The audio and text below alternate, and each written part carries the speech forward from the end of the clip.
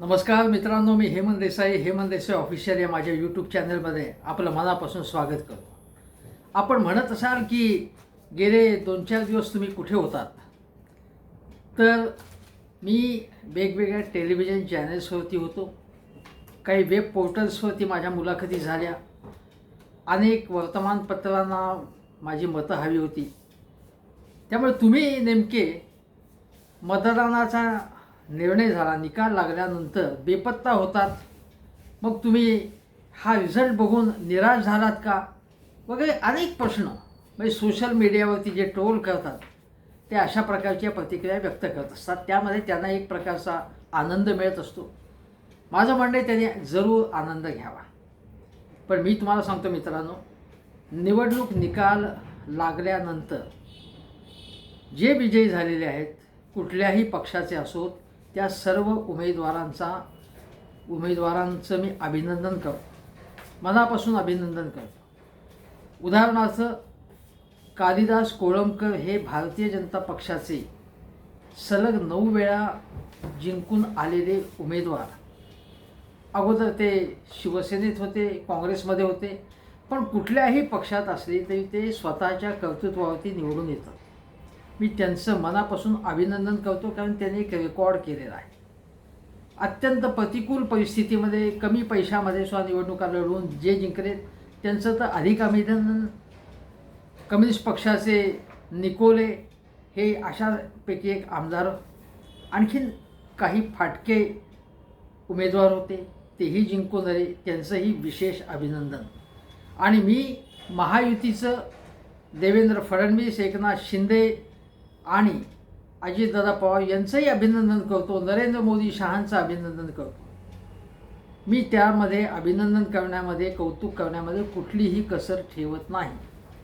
पण त्याचवेळी आता मला काही प्रश्न उपस्थित करायचे आणि कृपा करून त्याबद्दल सरसकटपणे कुठलाही अभ्यास न करता ट्रोल करण्यापूर्वी जरा विचार करा मी काय म्हणतोय ते.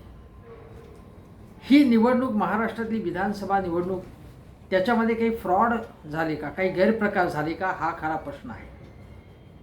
ज्यावेळी आपला विजय होतो तेव्हा विरोधी पक्ष काही बोलत नाही आणि पराभव झाल्यानंतर मात्र ईव्हीएम करत बसतो, अशा प्रकारची टीका भारतीय जनता पक्ष, एकनाथ शिंदे, अजितदादा गट हे सतत करत असतात. आणि ईव्हीएमवरती माझा विश्वास आहे या निवडणुकीच्या सगळ्या प्रक्रियेवरती, असं अजितदादांनी ठामपणे ठासून सांगितलं. तेव्हा देवेंद्र फडणवीस हे दाद देत होते त्यांच्या या मताला. पण मित्रांनो, कुठल्याही पक्षाचा विजय पराजय हो, उद्या ज्यांचा आज पराभव झाला आहे त्यांनी जरी अशा ईव्हीएमच्या मध्ये गडबडी केल्या तरी सुद्धा माझा विरोधच असेल. कारण हा प्रश्न लोकशाहीचा आहे. हा जनतेने जी अत्यंत समरसून या लोकशाही प्रक्रियेमध्ये मतदान केलं, उत्साहाने मतदान केलं, त्यांच्या विश्वासाचा भंग कृपा करून कोणी करू नये, विश्वासघात करू नये आणि फ्रॉड्स करू नये कोणी. कारण फ्रॉड केले तर मग त्या लोकशाहीला काही अर्थच नाही.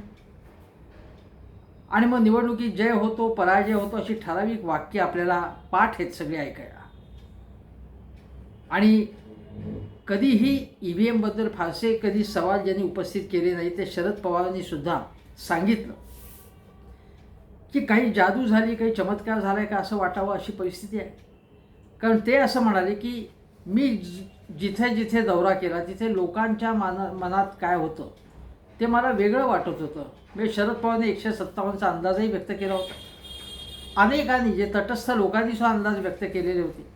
एक्झिट पोलचे अंदाज होते, त्यामध्ये सुद्धा एवढ्या प्रकारचं ज्याला म्हणतो की पाशवी बहुमत महायुतीला, भाजपला मिळेल असं कोणीही अंदाज केले होते. सट्टेबाजांनी सुद्धा असा अंदाज केला नव्हता.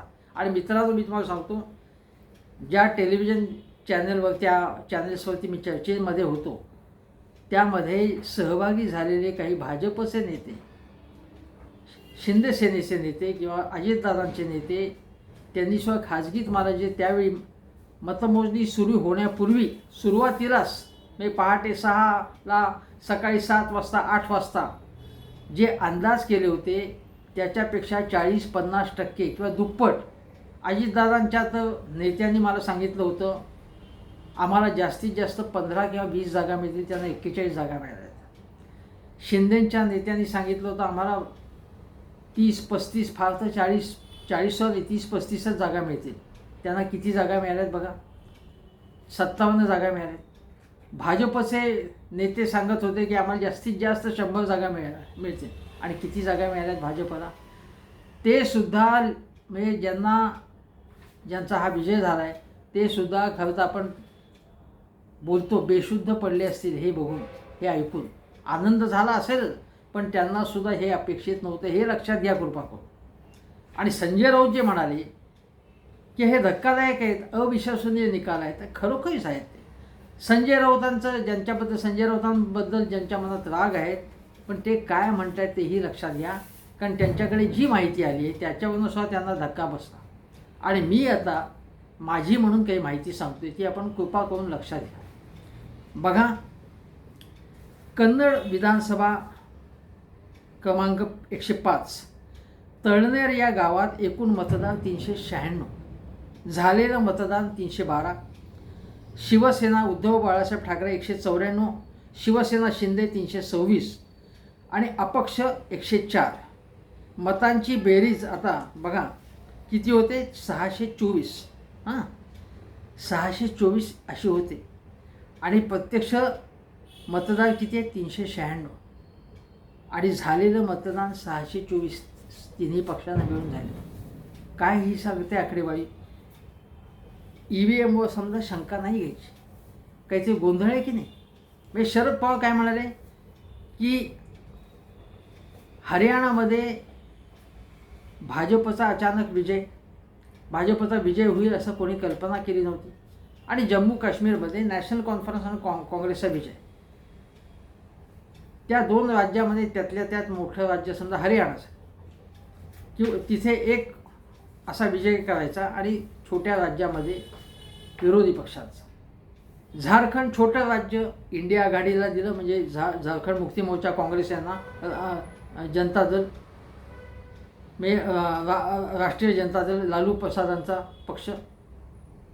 आणि मोठं राज्य जिथे सगळ्यांचं मत असं होतं की झारखंडमध्ये भाजपचा विजय होईल आणि महाराष्ट्रामध्ये महाविकास आघाडीचा, सगळ्यांचा अंदाज होता सुरुवातीला, ठीक आहे, नंतर तो अंदाज बदलला, पण मोठं राज्य मात्र इथे महायुतीच्याकडे गेलं असं शरद पवारांनी सांगितलं. आणि त्याबद्दल थोडीशी धक्का बसावा अशा पद्धतीचं मला वाटलं असं ते म्हणाले माझ्याकडे कुठलाही पुरावा नाही, पण असंच का होतंय याबद्दल त्यांनी शंका व्यक्त केली. प्रथमच अशी शंका व्यक्त केली त्यांनी. यापूर्वी अशा प्रकारचं वक्तव्य त्यांनी केलं नव्हतं. शरद पवार कधीही ठोस माहिती असल्याशिवाय बेजबाबदारपणे बोलत नाही. पण आश्चर्य मात्र त्यांनी व्यक्त केलं. उद्धव ठाकरे यांनी आश्चर्य व्यक्त केलं, धक्का व्यक्त केलं. संजय राऊतांनी आश्चर्य व्यक्त केलं. आणि तुम्हाला सांगतो, आता नांदेड लोकसभा आणि मतदारसंघ आणि भोकर विधानसभा निवडणुकीत वेगवेगळ्या EVMच्या सिस्टीम्स वापरण्यात आला. माझ्याकडे प्राध्यापक संदीप कुमार देशमुख बारडकर यांनी माहिती पाठवली. लोकसभेच्या EVMला असलेल्या VVPATमध्ये चिठ्ठी फ्लॅश होत असे, परंतु ती कट होऊन खाली पडली नाही. आणि विधानसभेच्या EVM सोबत असलेल्या VVPATमधून चिठ्ठी फ्लॅश होऊन कट होऊन खाली पडली. दोन्हीतील अंतर 7 सेकंद आणि 15 सेकंद असं वेगवेगळं होतं. याचा अर्थ निवडणूक आयोगाने वेगवेगळ्या सिस्टीम का लावल्या असाव्यात, निवडणूक आयोगाने याचा खुलासा करावा असं त्यांनी म्हटलेलं आहे, संदीप कुमार देशमुखांनी. आता हे झाले प्रश्न. आता मी तुम्हाला सगळ्यात महत्त्वाच्या गोष्टी सांगतोय त्या अशा की अनेक ठिकाणी असं झालं, यावेळी काही जणांनी तक्रार केला की आम्ही बटन दाबलं तुतारी पुढे शरद पवारांच्या आणि मत जात होतं हे घड्याळाकडे. अनेकांनी तक्रारी केल्या अशा. त्यानंतर मनसेच्या एका उमेदवाराचा एक व्हिडिओ व्हायरल होतोय. तुम्हाला माहिती आहे की मला वाटतं दहीसरचे आहेत ते कोणी, आणि त्यांनी असं म्हटलेलं आहे की माझ्या घरातल्यांची सुद्धा मतं मला पडलेली नाहीत. हे कसं शक्य म्हणाले ते, हे ठोस उदाहरण सांगतो तुम्हाला.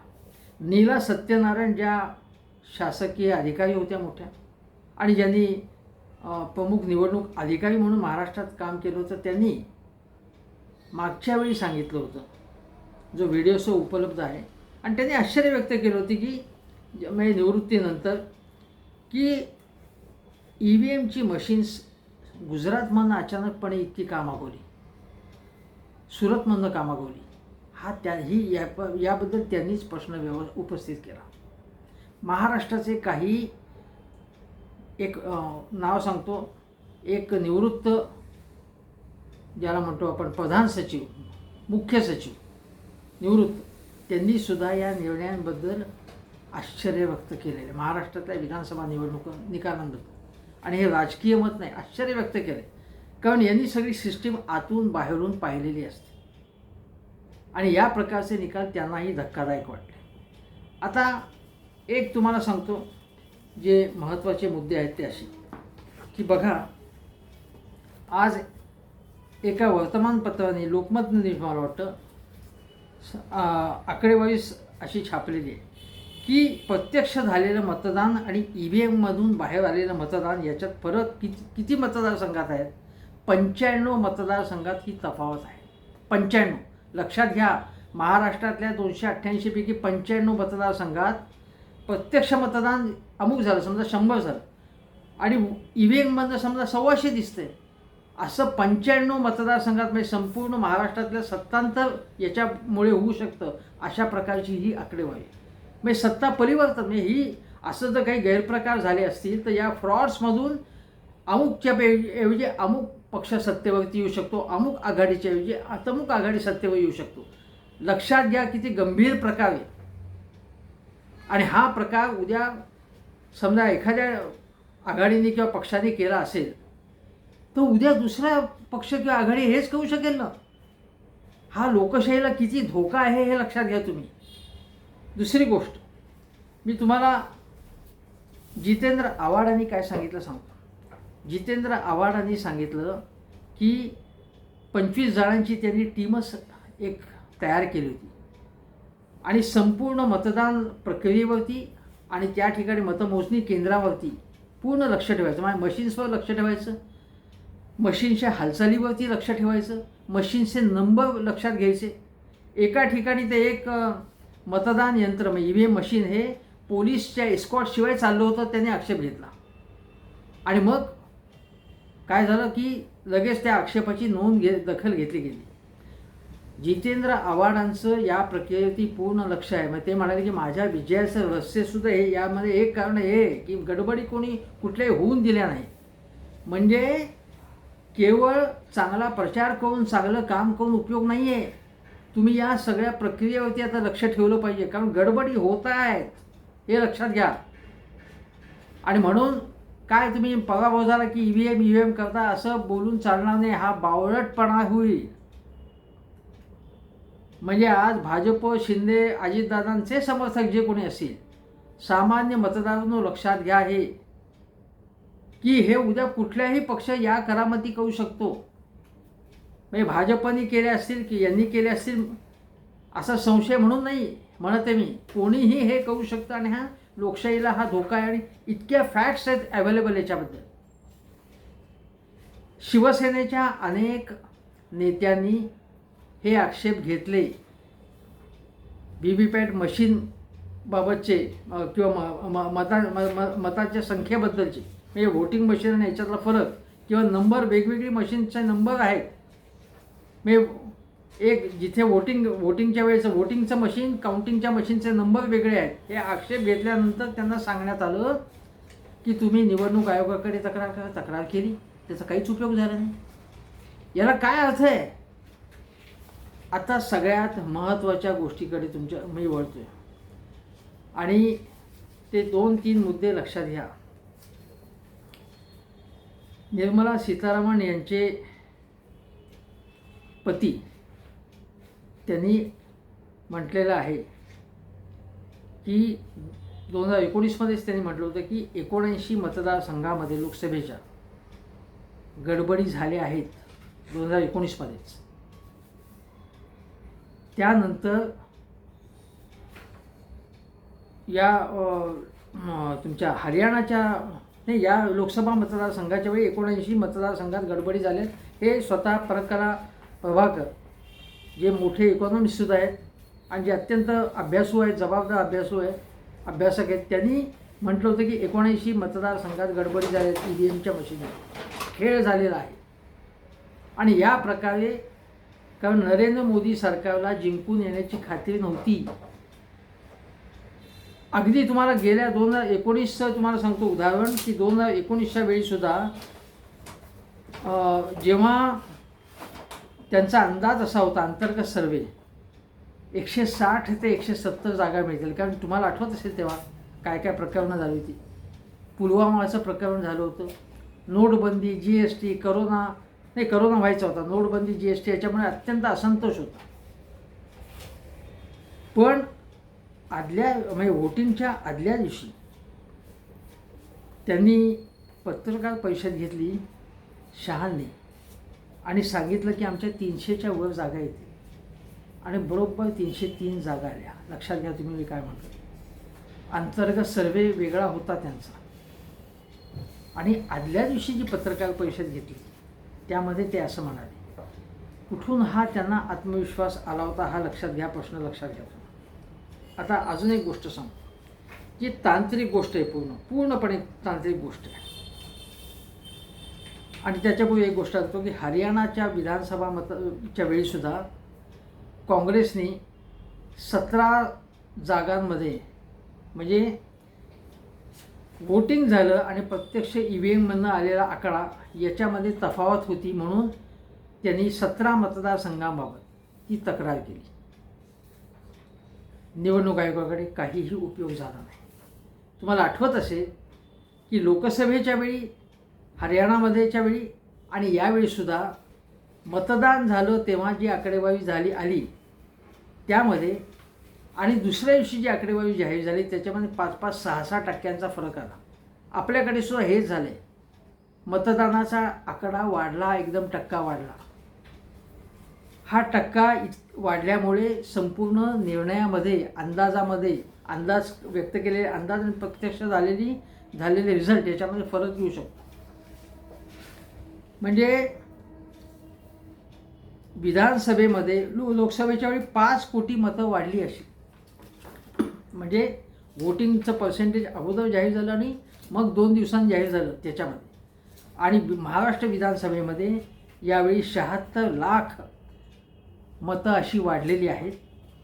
म्हणजे वोटिंगच्या वेळी जाहीर झालेलं मतदान आणि मग अचानक वाढलेलं मतदान, म्हणजे मग निवडणूक आयोग सांगतो की अमुक इतकी टक्केवारी वाढलेली. प्रत्येक मतदारसंघवाईचं बघितलं तर 26,500 इतकी मतं वाढलेली आहेत. त्यामुळे रिझल्टच बदलू शकतो. समजा भाजपचा उमेदवार जिंकला असेल तिथे काँग्रेसचा जिंकू शकतो, शिंदेंचा असेल तिथे उद्धव ठाकरेंचा जिंकू शकतो, अशी परिस्थिती आहे. पण प्रत्यक्ष विजय भाजपचा, शिंदेंचा, दादांचा झालेला आहे. लोकसभेच्या वेळी NDAच्या ऐवजी इंडिया आघाडीचा विजय झाला असता आणि हे आकडेवारीनिशी या गोष्टी पुढे आलेल्या आहेत. केवळ हवेतले आरोप नाही आहेत हे. आता टेक्निकल शेवटचं गोष्ट सांगतो जी सगळ्यात महत्त्वाची आहे.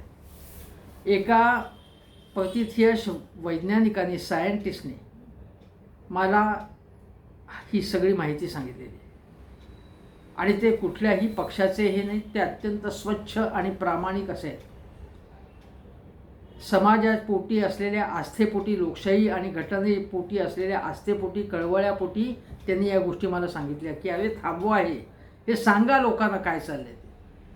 आणि म्हणून मी या गोष्टी तुम्हाला सांगतो. ती गोष्ट अशी आहे, त्यांचं म्हणणं असं आहे की EVM हे हॅक होऊ शकते का नाही याच्यावरती चर्चा सुरू आहे. मग काय सांगतात निवडणूक आयोग असेल किंवा सत्ताधाऱ्यांच्या बाजूचे जे कोणी तज्ज्ञ असतात ते काय सांगतात की हे हॅक होऊ शकत नाही, कारण ते कुठल्याही ज्याला वायफायला, बाहेरच्या कुठल्याही इन्स्ट्रुमेंटला हे जोडताच येऊ शकत नाही. ते नाहीच आहे तसं. ते स्वयंभू मशीन आहे, त्यामुळे बाहेरून कंट्रोलच करता येत नाही, ते हॅक करता येत नाही, त्याची छेडछाड करता येत नाही, टॅम्परिंग करता येत नाही तसं. मग लोक म्हणतात बरोबर आहे हे म्हणतात हे हॅक होऊच शकत नाही. हे काय म्हणतात, हे आरोप करतात, हे सगळी चर्चा त्या हॅकिंगच्या अनुषंगाने चालली, वोटिंग मशीनच्या बाबत. प्रत्यक्षामध्ये ज्यांनी सांगितलं, त्या तज्ज्ञ इंजिनियरनी, सायंटिस्टनी जी सांगितलं ते असं, ते म्हणाले की ही सगळी वोटिंग मशीनची चर्चा चालू आहे आणि प्रत्यक्ष वोटिंग मशीन आणि काउंटिंग मशीन हेच वेगळं आहे. वोटिंग मशीनमध्ये हॅकिंग वगैरे काही नाही, त्याचा संबंधच नाही. ते हॅकिंग होत असेल नसेल, काउंटिंग मशीन त्याच्यावरती लक्ष ठेवा तुम्ही. आणि काउंटिंग मशीन हे प्री प्रोग्राम केलेलं असतं असं त्यांचं म्हणणं आहे. आणि ते म्हणत आहेत की काय असतं की वोटिंग मशीन आणि काउंटिंग मशीनचे नंबर जे असतात, ते नंबर कुठल्या मेकचा आहे हे सगळं पोलिंग एजंटनी तो फॉर्म भरायचा असतो, मग रिटर्निंग ऑफिसरकडे यायचा असतो. पण प्रत्यक्षात काय होतं, दोन्ही याच्यामध्ये फरक असतो, फरक होतो आणि त्याच्याकडे पोलिंग एजंटचं लक्ष जात नाही. आणि हे काउंटिंग मशीन असतं. काय होतं असं की 100 मतं वोटिंग मशीनमध्ये दिसतात, 100 मतं आहेत समजा, आणि काउंटिंग मशीनमध्ये दिसतात की 130 मतं आहेत. कारण ते काउंटिंग मशीन ते प्री प्रोग्राम केलेलं असतं. आणि समजा असं धरा की एका ठिकाणी कमळाला विजयी करायचा असतं, मग काय केलं जाऊ शकत असेल असं त्यांनी सांगितलं. ते म्हणत आहेत की अगोदरच्या निवडणुकांमधलं किती टक्के मतदान झालं आहे, ॲव्हरेज मतदान समजा 60% असं आहे, असं गृहीत धरा. त्यानुसार 60% म्हणजे 100 मतदार, एकूण मतदार आहेत, 60 लोकांनी मतदान केलं हे गृहीत धरा. आणि 60 मतदारांनी, आता एखाद्या पक्षाला विजयी करायचं असेल, असं धरा की कमळाला विजयी करायचं आहे, कमळाच्या उमेदवाराला, तर काय करता येईल की जे इतर समजा 14 जण आहेत, हां, तर 15 चोक 60, मग त्यापैकी 3 जणांना समजा द्यायची 10 मतं, झाले 30, आणि बाकीची 30 मतं ही कमळाला द्यायची. आणि अशा प्रकारे अगोदरच प्रोग्रॅमिंग करून ठेवायचं त्याचं. हे काउंटिंग मशीनबद्दल, वोटिंग मशीनबद्दल नाही. अशा प्रकारे तो पूर्ण स्टडी करून ते प्री प्रोग्रॅमिंग केलं जातं असं त्यांचं म्हणणं आहे. किती धक्कादायक आहे लक्षात घ्या. तुम्ही वोटिंग मशीनवरतीच लक्ष देत आहे आणि हे प्रत्यक्ष काउंटिंग मशीनबद्दल ते बोलत आहेत. आणि म्हणून अनेक ठिकाणी प्रत्यक्ष मतदान झालेलं आणि काउंटिंग मशीन प्रत्यक्ष झालेलं बाहेर आलं, याच्यात फरक दिसतोय तुम्हाला. आणि मग निवडणूक आयोग सांगते की नाही ही मतदानाची टक्केवारी रांगेतल्या माणसांना वाढलेली असते किंवा नंतर अनेक कारणामुळे ती वाढलेली असते, असं काहीतरी खुलासे करतात. प्रत्यक्ष स्थिती अशी आहे हे लक्षात घ्या तुम्ही. आणि आता अशी गोष्ट आहे की मी जे उदाहरण सांगितलं ते असं आहे की बघा, आता ज्या टेक्निकल गोष्टी सांगितल्या, तर ते काय म्हणाले की याच्यावरून आता असं तुम्ही म्हणता ना की व्हीव्हीपॅट मशीन बघा तुम्ही, सुप्रीम कोर्टाने काय सांगितलं आहे की सगळी मशीन्स काही बघता येणार नाही. आणि या तज्ज्ञांनी मला सांगितलं त्यांची माहिती अशी की सुप्रीम कोर्टाकडे अनेकांनी, मी या सत्ताधाऱ्यांच्या जवळच्या लोकांनी मुद्दामून काही अर्ज करून टाकले, याचिका दाखल केल्या की हे काय आहे, हे आमचा या प्रक्रियेवर विश्वास नाही असं म्हणून उगाचच. आणि मग सुप्रीम कोर्टाने सारखे सांगितले की तुम्ही आमच्याकडे काय येता, हे निवडणूक आयोगाकडे जा, सारखं आमच्याकडे तक्रारी करता, याच्यात काही अर्थ नाही, आम्ही एंटरटेन करणार नाही त्या. हे असं व्हावं हीच त्यांची इच्छा होती. हे जे याचिका करते होते की सुप्रीम कोर्टला भंडावून सोडायचं, वैतागायचं, वैतागून त्यांनी सांगायचं की आमच्याकडे येऊच नका म्हणून. आणि मग निवडणूक आयोगाकडे तुम्ही जा. निवडणूक आयोग तर घरगडी असं आपल्याला दिसूनच आलेलं आहे, कोणाचा, तर सत्ताधाऱ्यांचा सध्याच्या.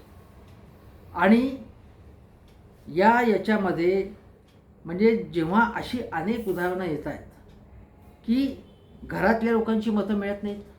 एका दिवशी सांगितलं की 60 आमचे नातेवाईक आहेत, आप्तेष्ट आहेत, आणि मला 60 पैकी फक्त 2-4च मते मिळालेली आहेत. आता ह्या गोष्टी कशामुळे होत आहेत? ते यामुळे होतात की प्री प्रोग्रॅमिंग केल्यामुळे.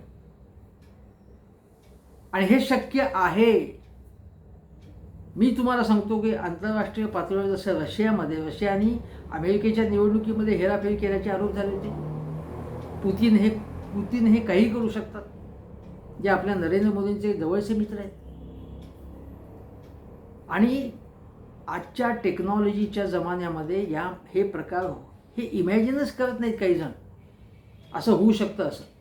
पण हे होतं आहे असं हे सायंटिस्ट मला म्हणाले. आणि ते म्हणाले की पूर्ण दिशाभूल संपूर्ण देशाची केली जाते आहे. याची अत्यंत गंभीर दखल घेण्याची गरज आहे. निवडणूक आयोगाने निवडणूक आयुक्तांवरती जर अविश्वास असेल तर सगळ्या राजकीय पक्षांनी केवळ पत्रकार परिषद न घेता अधूनमधून याबद्दल कमेंट्स न करता प्रत्यक्ष कृती केली पाहिजे. आणि मी तुम्हाला मग तक्रार सांगतो राजकीय पक्षांबद्दल. अनेक सर्वोच्च न्यायालयातले वकील याबद्दल यांनी अभ्यास केला आहे, डेटा जमवलेला आहे की कसे फ्रॉड्स होत आहेत ते मशीनमध्ये. संपूर्ण टेक्निकल माहिती त्यांनी जमा केलेली आहे. पण ते म्हणत आहेत की राजकीय पक्ष आमच्याकडे लक्षच देत नाही. आता यांना फटका बसायला लागल्यावरती हे जागे झालेत. राजकीय पक्षांनी या वकिलांना मागे उभे राहिलं पाहिजे. आणि वकील सामाजिक कळकळीने केसेस लढवायला तयार, पण तुम्ही त्यांना मदत करा ना, त्यांच्या पाठीमागे उभे राहा. पण राजकीय पक्ष काही करत नाहीत, फक्त मध्ये मध्ये बोलबच्चनगिरी करायची. असं नाही चालणार. राजकीय पक्षांनी केवळ आपल्याला आपला पराभव झाला म्हणून नाही, तर लोकशाही वाचवण्यासाठी, जेव्हा लोकशाही आणि संविधान वाचवण्यासाठी म्हणून या महाविकास आघाडी असेल, इंडिया आघाडी हे झटत होती, तेव्हा आमच्यासारखे लोक, आम्ही काय त्या पक्षाचे कार्यकर्ते नाही. लोकशाही संविधान वाचावं म्हणून आम्ही प्रयत्न करत होतो, आम्ही धडपडत होतो, आम्ही वेगवेगळ्या प्रकारे प्रयत्न करत होतो, माझ्यासारखे अनेक लोक.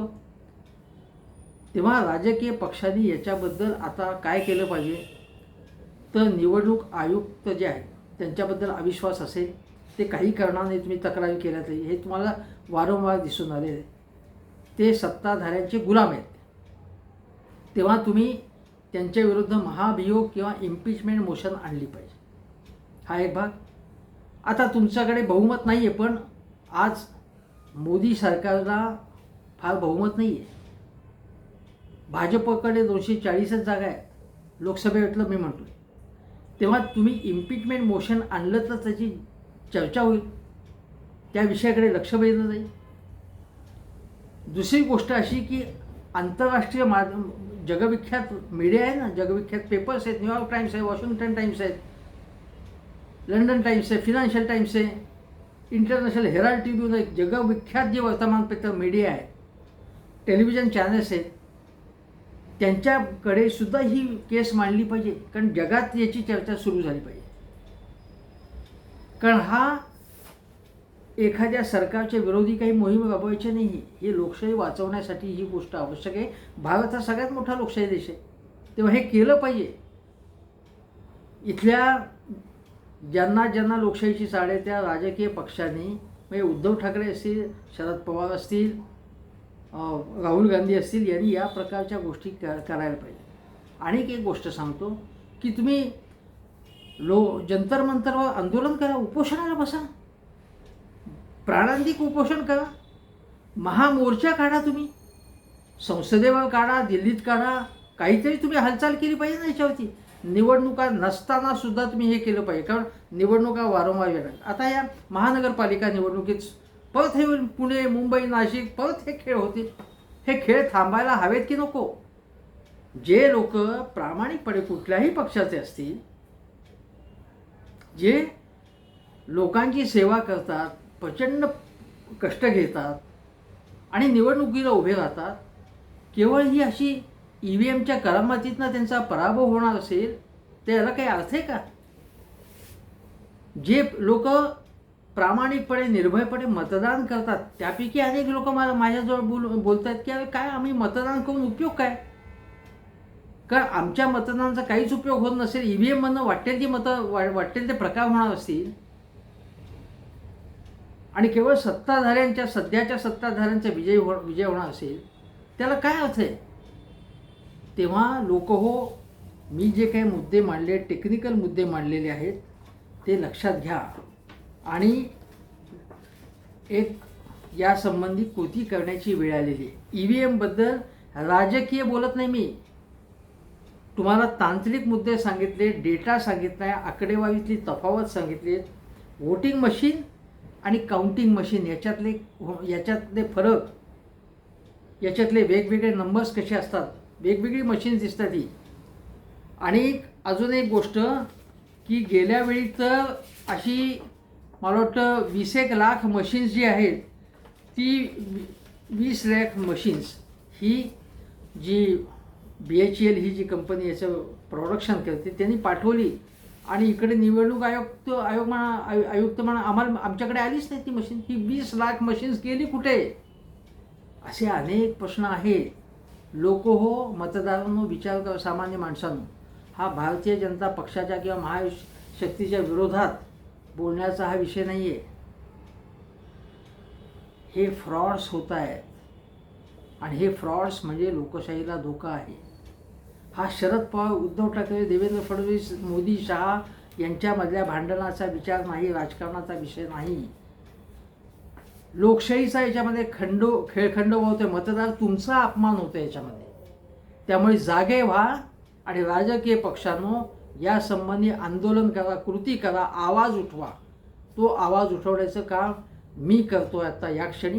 तुम्हाला पटतंय की नाही हे बघा आणि जागे व्हा. एवढंच. हेमंत देसाई ऑफिशियल हा माझा यूट्यूब चॅनल जरूर बघा. शेजारचं बेल आयकनचं बटन दाबून चॅनल सबस्क्राईब करा आणि व्हायरल करा हा व्हिडिओ अतिशय महत्त्वाचा आहे. हा जास्तीत जास्त प्रमाणात लोकांपर्यंत पोहोचवा आणि